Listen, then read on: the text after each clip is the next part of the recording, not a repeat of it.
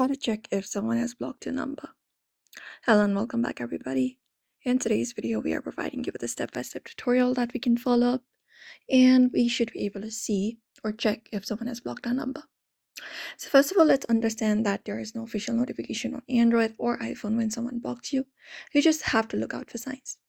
So the first thing we can do is we can head over to the phone application, and once we have done so, we can try calling the number. So you can go ahead and look out for the phone number and try calling them.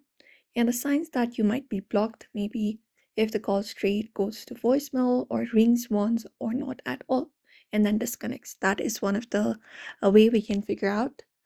Apart from that, we can try sending up a normal message as well. So go ahead and find the number. And then once we find the number, we can look out for the message option and go ahead and send up a normal text.